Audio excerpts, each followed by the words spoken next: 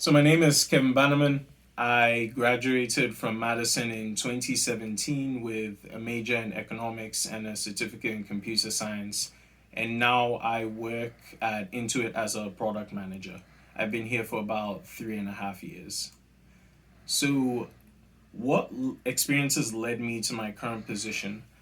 I'd say one of the key experiences was my internship with CAE.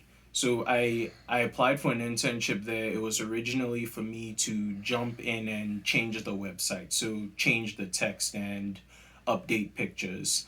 But at the time, I was also aspiring to be a user experience designer. So I talked to my supervisor at the time, Jen Shepke, about it, and she was really open to me trying some of the things on the job so I could build that experience and put it on my resume. So that's exactly what I did. I applied that experience. I read about what they do on the day to day, got that experience during my internship, and that was great material for my resume that really helped me down the line. Some other things I did, I thought about what opportunities were on campus and which ones would make me more marketable. So I joined our software development club, I joined our human computer interaction lab, and got some great experiences there. And it turns out by the time I decided I wanted to work at Into as a product manager, all that experience looked really good for me. And I was able to speak the language, and they gave me an offer and it worked out really well. So I'd say think about your career aspirations, whatever opportunity you have, be it a project or an internship or anything really. Try and do those things that people already in the job do so you can have the experience to speak to when you're looking for opportunities. Who helped me along the way? How did I benefit from those relationships? To be honest, there's a really long list and I couldn't speak to everyone, but I will give some shout outs to the relationships I had. But first, a little bit of context. I didn't have the smoothest path to graduation. In my senior year, I was on probation and I had bad grades, and that basically got me suspended from school for a year. And at the time, I didn't have the best structure for myself. I wasn't great at decision making and planning to accomplish my goals and succeed. And that's where a lot of the people around me really helped. Again, shout out to Jen Shepke, who was my supervisor. She was did a lot for my career growth. She helped me keep working with the internship so I could build work experience, and I also needed to come up with a good academic plan to get back into UW Madison and appeal. And I had two advisors, one in CAE, one in the economics department, who helped me put together a great plan. And it was so good that when I appealed, UW Madison actually let me in earlier in the summer. So those have been some influential people, and of course, all the folks in CAE and around me were kind of like a family. They supported me through it. They helped me get back on track.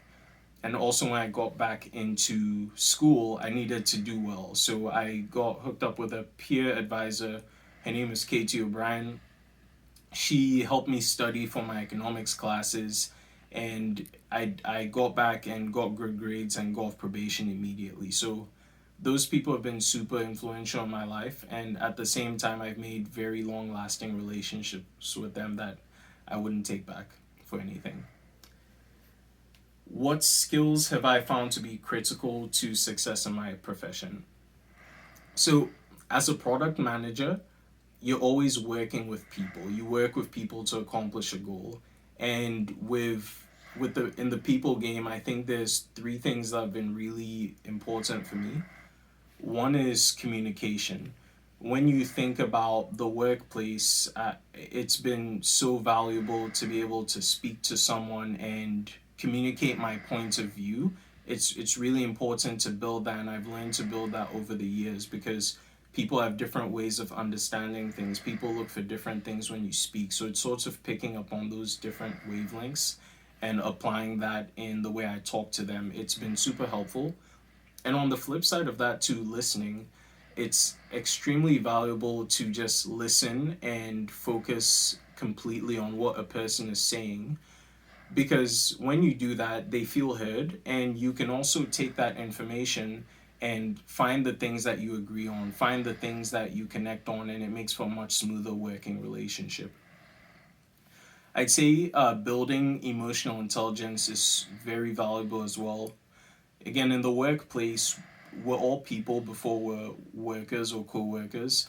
So I always make an attempt to know people, who they are outside of work, what their fears are, what their goals are, and try and build some sort of relationship, because what that does is it creates a sense of trust between people. And when you trust someone, you can work with them, you can think together, and it's you actually enjoy going to work. And I think all those things ladder up to a good team culture and make for a better working environment. So it's always good to connect with those around you as people, and then business can come right after.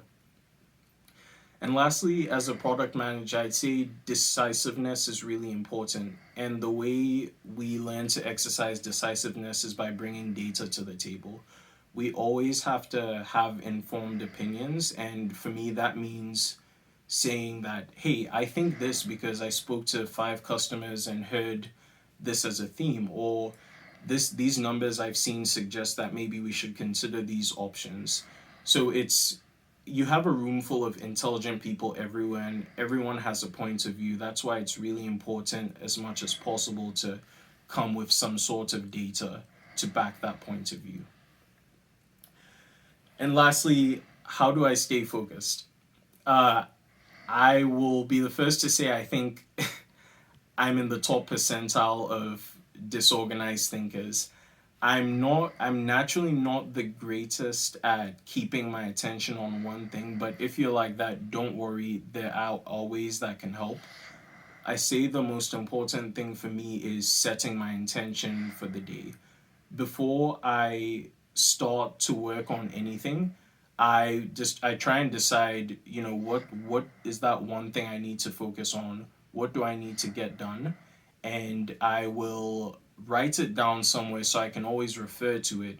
So when the distractions come throughout the day, it's like, oh, maybe I shouldn't be doing these things. Yeah, they don't ladder up to this. Or, okay, I need to focus on number two and number three. Those are the things that'll help me accomplish my goal as much as possible.